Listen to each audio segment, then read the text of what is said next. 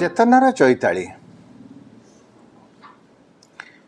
मनीष समाज रे बहु प्रकार घटना घटे। आम भितर बहु प्रकार लोक अच्छा अनेक अच्छा जो माने निज स्वार्थ बाहर टंकाटे मध्य खर्च करने प्रस्तुत नुहति। अल्प हेले एभली लोक अच्छा जो मैंने अन्य मानक पई तांग उपार्जन बेश किछि खर्च कर दियंती। एक कथा कहबार तात्पर्य होची आम भितर जदि थिला वाला लोक नथिला वाला लोक संपर्क टिकी चिंता करेंगे ताहले हुए तो नथिला वाला दुख अनेकटा घुंचीज। इटालीर भेनिस सहर रे गोटे कॉफी दुकान अच्छी। से कॉफी दुकान रो काम कर शैली टी भिन्न। भारत जाइथिबा जन पर्यटक थरे जाइथिले से कॉफी दुकान को कॉफी ऑर्डर दे बसी देखिले गोटे पुओटी झीटी आसिले एवं से दुकानी को कहले आमको 2 कप कॉफी दियो आउ गोटे कप वाल को अर्थात कांथ को। ये कांथ को कॉफी कौन दिज्व ये भारत जाइए ये युवक बुझिपारे ना। से दुकानी ये दिजन को 2 कप कॉफी देले एवं आउ गोटे स्टिकर गोटे कागज रे अठा लगा कागज से 1 कप कॉफी लिखि से गोटे बड़ कांथटी अच्छी से लगेदेले। तापर आउ जड़े आसिले से सेमती कहले मत कपे कॉफी दिंतु एवं आउ गोटे कप कांथ को।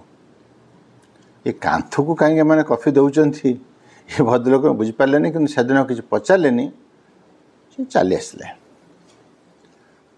3 दिन पर पुणी थे से कॉफी दुकान को जीवा पड़ला। से बाड़ दे जाते कपे कॉफी पी देकी जीवी से लक्ष्य कले जड़े दरिद्र भद्रलोक पोशाक जीर्ण शीर्ण से आसिले एवं कौन प्रकार संकोच न करी से दुकान जाई कहले मते कांथरू कपे कॉफी दियो। कॉफी दुकान उठीगले एवं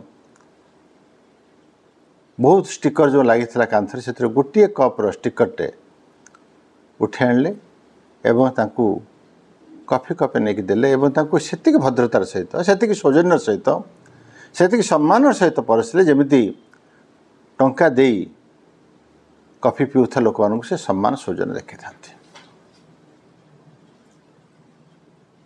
से गरीब भद्रलोक जन कॉफी पी गला परे से दुकान को पचारे मु बर्तमान किछि बुझीपारुची जे जो कांथ को कॉफी दबार तार आभिमुख्य कौन। से कॉफी दुकान जन हसिले कहले हाँ बेश किछि वर्ष हो गलानी जन भद्रलोक आसिले एवं प्रथमे से यही परिकल्पनाटा ये कार्यकारी कले। से कहले मु कपे कॉफी पी दे जाउची आउ कपे कॉफीर पैसा तुमको अधिक दे जाउची। एभली जने जदि किए लोक आसो जहाँपर पैसा नथिबो किंतु कपे कॉफी तार प्रयोजन थिबो कपे कॉफी पीले हुए तो तार सकालटा नुआ बाटरे जीव से उत्साहित हम ताकू देवे। एवं ये उदाहरण जानला परे अनेक लोक से आसती कॉफी पीती एवं गोटे गोटे कप कांथ को दियो बोली कही आगुतरा पैसा दे जाते। आम से पैसा को निजे खाई जाऊना से पैसा को आम हिसाब कर रखी था जिते ये गरीब लोक किए आस जहाँ पर टंका ना जहाँ पर पैसा ना अर्थ ना किंतु कॉफी पीबार आवश्यक अच्छी आम कॉफी दो। भारतीय भद्रलोक जनक बहुत उत्साहित दिसले कहले केड़े बड़ कथाटी केते छोट आकार रे केते बड़ कथा है। बंधुगण आम भितर आमर अनेक स्वच्छ लोक आम अच्छा जो मैंने किसी भी खर्च कर अनेक गरीब लोक अच्छा। आप गला बेले देखि रास्ता कड़े एभली देखि गरीब लोक जे निर्निमेष नयन चा कॉफी जलिखी दुकान को अनैथे पाखे संबल नहीं देखि देखिक हुए तो भोक मेटाऊे। आम भी हुए तो ये किसी कर अंततः आम घर पाख दुकान रे आउ 2 कप चा 2 कप कॉफी पैसा दे कही जे ये जदि किए आसते अभावी लोक जहाँ चा कपे कॉफी कपे दरकार थी देवे केते भल कथा बनता। आम समाज रे आम देश रे बहुत संबल अच्छी और बहुत गरीब लोक अच्छे जो प्रयोजन अच्छी। ये 2टा भितर केवल खाली बुझामणा हवा दरकार।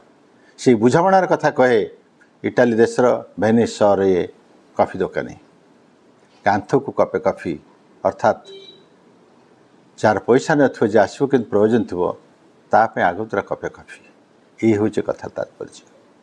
धन्यवाद।